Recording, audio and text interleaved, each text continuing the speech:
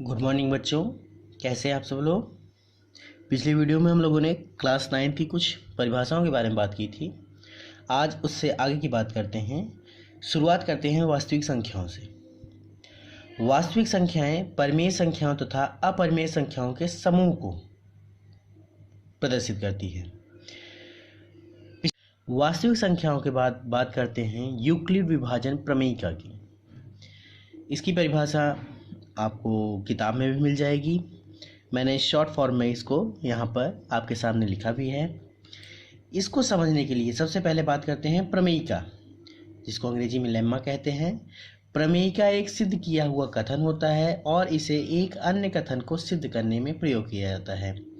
प्रमेयिका, जैसा कि नाम से ही पता चल रहा है, एक प्रमेय एक सिद्ध किया हुआ कथन होता है जिसको पहले से ही प्रमाणित मान लिया जाता है और इसकी सहायता से किसी अन्य कथन को हम सिद्ध करने में इसका उपयोग करते हैं।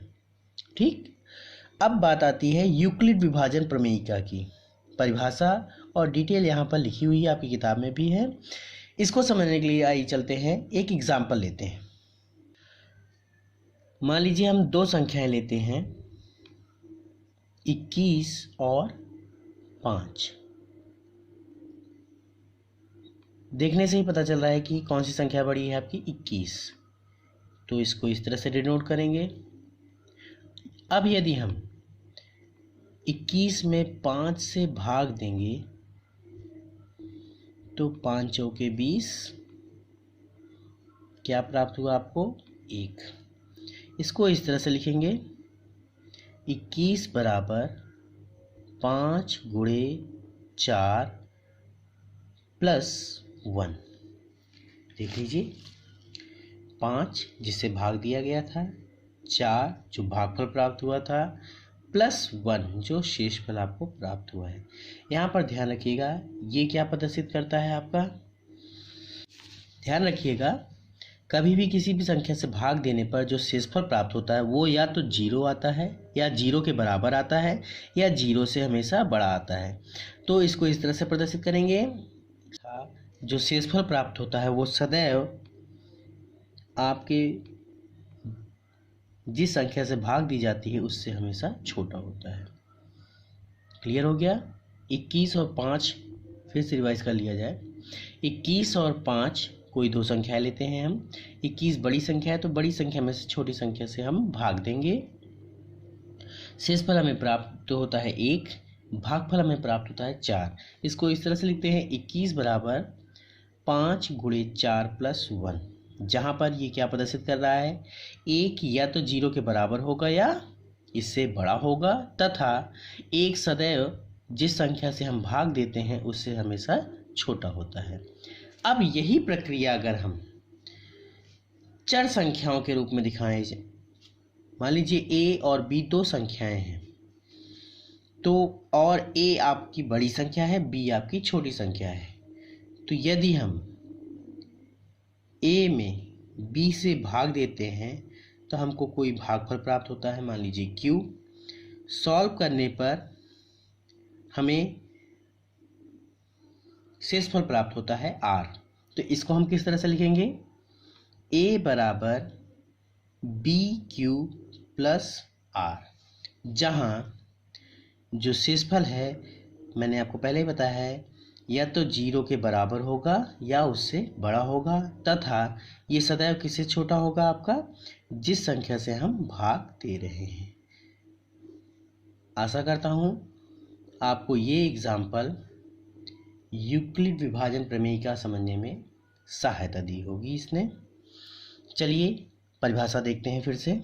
देखिए परिभाषा क्या बता रही है, दो धनात्मक पूर्णांक a और b दिए रहने पर ऐसी अद्वितीय यानी कि यूनिक, वो अकेली हो, पूर्ण संख्याएं q और r विद्यमान है कि a = bq + r, जैसा कि एग्जाम्पल में समझाया गया था, जहां 0 r से छोटी या बराबर है और r b से छोटा है, अर्थात a = bq + r implies that r is greater than or equal to 0 and r is less than b।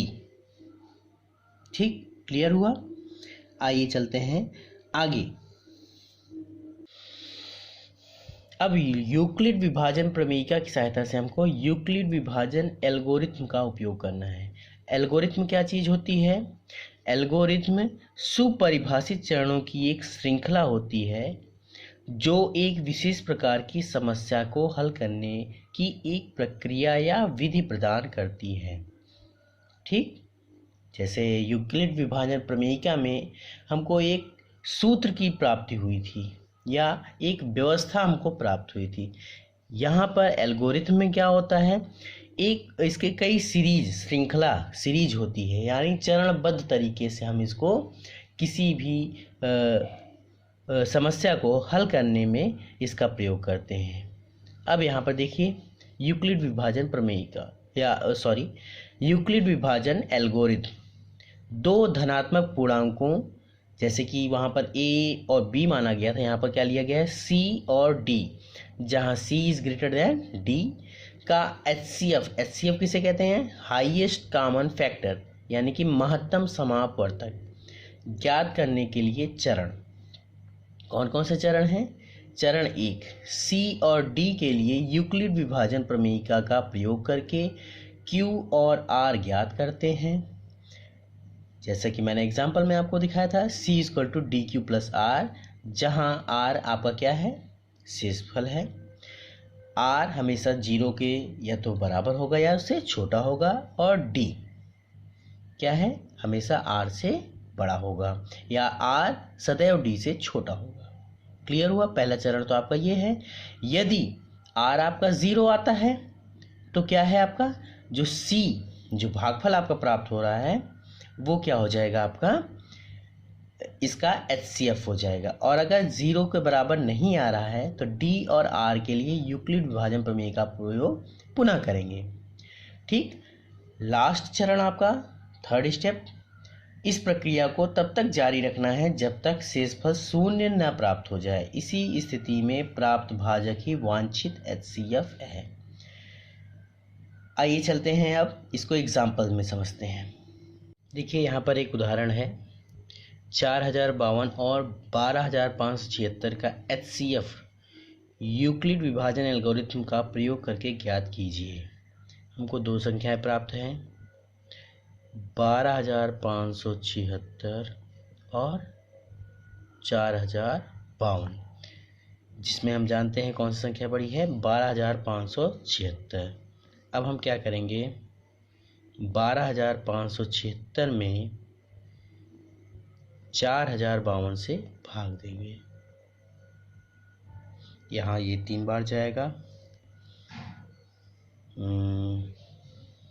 6 5 1 2 1। ठीक, 0 2 4।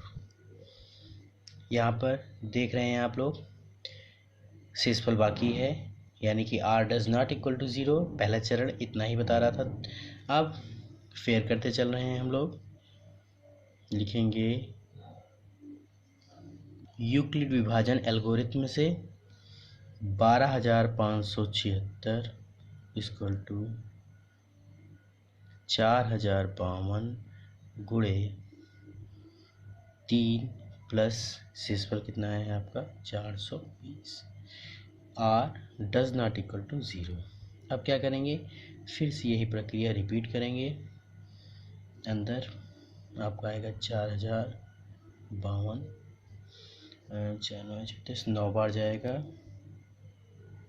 8 7 3 2 7 2। फिर से देखिए शेषफल आ गया आपका। फिर से क्या लिखेंगे हम, 4052 equal to 420 into 9 plus 272। R does not equal to 0। फिर से वही प्रक्रिया वापस दोहराएंगे। यहाँ आपका आ जाएगा 420, एक बार जाएगा 272,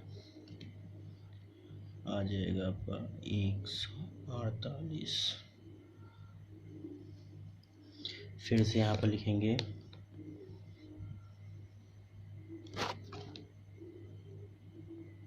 गुणे वो 1 प्लस 148। फिर से यहाँ लिखेंगे r is does not equal to 0। Process फिर से दोहराएंगे, अंदर फिर से यही आ जाएगा आपका 272, एक बार जाएगा, अंदर कितना आएगा आपका 4 2 1।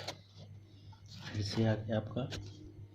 ये प्रक्रिया तब तक हम दोहराते जाएंगे जब तक कि हमको 0 ना प्राप्त हो जाए।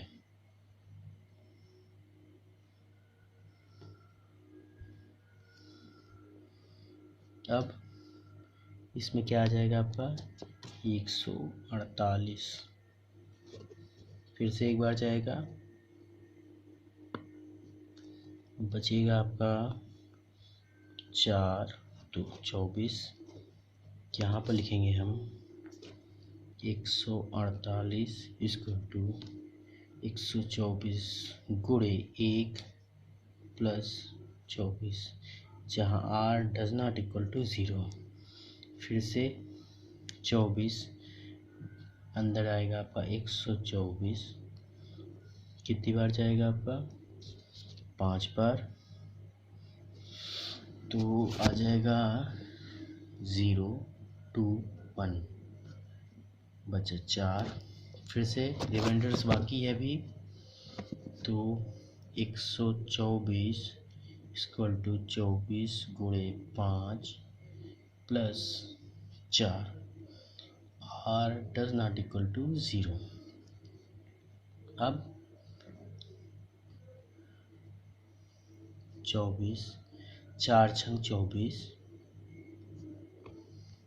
यहाँ पर r बराबर हमको 0 प्राप्त हो गया है, यानी कि हमारी ये प्रक्रिया अब यहीं पर समाप्त हो जाएगी। इसको हम लास्ट लाइन लिखेंगे 24 बराबर 4 गुणे 6 प्लस 0।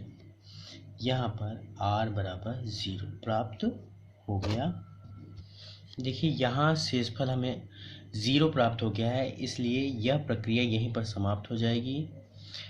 क्योंकि इस प्रक्रिया में भाजक हमारा कितना है 4 है, अतः 4052 और 12576 का HCF 4 होगा। ध्यान रखिएगा, भाजक हम लोग देखेंगे। ठीक, इसको कैसे लिखेंगे, इसे इस तरह से लिखेंगे। यहाँ से इस पर 0 है, इसलिए प्रक्रिया यहाँ समाप्त हो जाती है।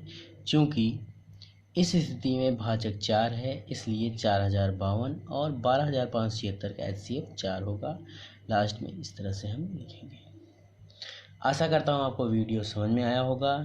कोई भी दिक्कत आती है, समझने में दिक्कत हुई हो तो आप कमेंट कीजिए, मैं और अच्छे तरीके से कोशिश करूँगा आपको समझाने की। अगली वीडियो में हम प्रश्नावली की सवालें हल करेंगे।